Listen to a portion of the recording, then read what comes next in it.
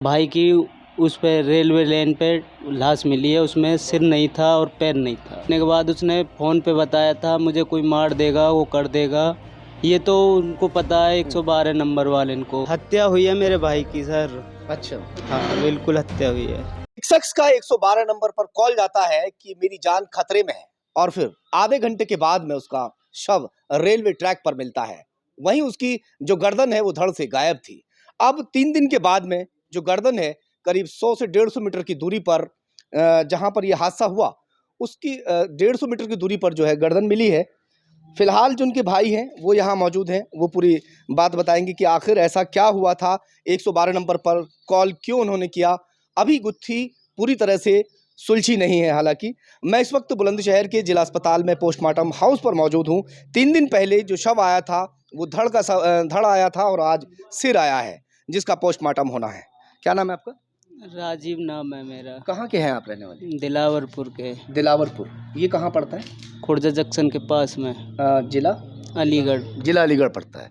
तो जिला अलीगढ़ और ये जो शव का पोस्टमार्टम हो रहा है यहाँ पे क्यों हो रहा है? सर हमारी जो जिला अलीगढ़ की पुलिस है पोस्टमार्टम के लिए वहाँ पे जाना चाहिए था, वो पुलिस आ ही नहीं रही है हमारे पास। जो बॉडी प्राप्त हुई है वो बुलंदशहर की सीमा है। बुलंदशहर की सीमा में हाँ, प्राप्त आप बताइए क्या हुआ था? सर 112 नंबर पे फ़ोन किया था मेरे भाई ने रात को। उसके बाद उस 112 नंबर पे फ़ोन करने के बाद उसने फ़ोन पे बताया था मुझे कोई मार देगा, वो कर देगा। ये तो उनको पता है 112 नंबर वाले को। उन्होंने घर पे आके पापा को जगाया है। पापा ने जब पूछताछ करी है तो उन्होंने बताया है कि तुम्हारे लड़के की जान को खतरा है, उसने फ़ोन किया है। और उसके बाद ना तो भाई मिला ना कुछ भी मिला। फिर सुबह को 6 बजे करीब भाई की उस पे रेलवे लाइन पे लाश मिली है, उसमें सिर नहीं था और पैर नहीं था। पैर भी नहीं था? एक पैर नहीं था और सर नहीं था। तो पैर अभी भी नहीं मिला? पैर अभी भी नहीं मिला, आज सर मिला उसका तीसरे दिन बाद। 3 दिन बाद? हाँ। यानी आज चौथा दिन है? नहीं, तीसरा दिन है।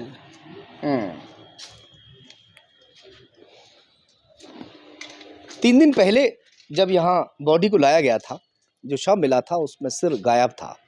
अब सिर मिला है मगर अभी भी जो पैर है वो एक पैर अभी भी गायब है। और सबसे बड़ी बात एक ये है कि मरने से पहले जो मृतक है उसने पुलिस के पास 112 नंबर पर कॉल किया कि मेरी जान खतरे में है, मुझे बचा लीजिए।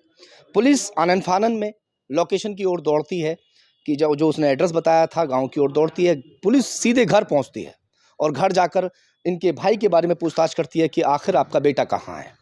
वो कहते हैं कि बेटा यहाँ नहीं है। फिर बेटे को ढूंढना खकोड़ना शुरू किया जाता है मगर बेटा नहीं मिलता। सुबह को 6 बजे बेटे की जो बॉडी है, जो लाश है, वो रेलवे ट्रैक पर मिलती है।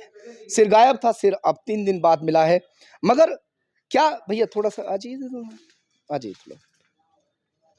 ये बताइए कि क्या कोई दुश्मनी उनकी किसी तरह की कोई रंजिश? ये तो उसी को पता होगी भाई को, मेरे को मैं तो बाहर रहता हूँ, मेरे को तो कुछ नहीं पता, उसको ही पता होगा जो भी पता है। अच्छा, उसने अपना ये क्या काम करते थे, क्या नाम था इनका? धर्मवीर। और उम्र क्या होगी?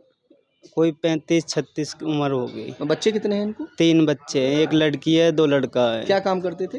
ये बेलदारी करते थे, कभी कहीं चले जाते, कभी कहीं काम करने चले जाते थे। अब तो क्या फिलहाल लगता है आपको, जिस तरह से वहाँ पर जो बॉडी है वो पहले धड़ मिलता है, अब सिर मिल रहा है 3 दिन बाद, ये हादसा ही हो सकता है या फिर कोई और मामला है? सर ये किसी का हादसा ही है, ये ऐसा तो कुछ नहीं है। मेरा भाई इतना भी वो नहीं था जो ट्रेन के नीचे आ जाएगा।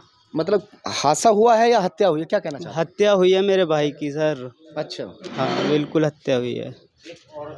आ जाइए थोड़ा, आ जाइए, क्या कहना चाहते हैं, आ जाइए। क्या कहना चाहते हैं आप, क्या नाम है? देवराज नाम है। आ जाइए, थोड़ा आ जाइए। हाँ, देवराज नाम है मेरा। हाँ, जो हमारे भाई था ये थोड़ा आगे आ जाइए। ये जैसे गांव में एक दूसरे के यहाँ मजदूरी करते हैं, खेतों में उसके यहाँ काम करने जाया करता था। उससे कोई पैसे के मामले में इसकी कोई वार्तालाप होगी। किससे? एक लेडीज है, उसका आदमी का नाम विजय है।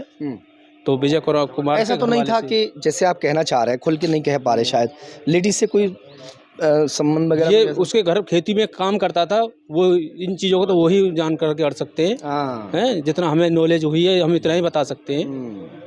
तो उसी के द्वारा उसने को खेत में भी धमकी दे के आई है इसका बच्चा भी है, घरवाली भी है, धमकी दे के आई है खेत कौन में। महिला? वो ही महिला। अच्छा, महिला ने हाँ। धमकी दी। क्या धमकी? सोलंकी में से या तो मेरे 11 बजे तक मेरा हिसाब कर देना, नहीं तो या तो तू मरेगा या मैं मरूंगी। तो क्या हिसाब होगा उसका?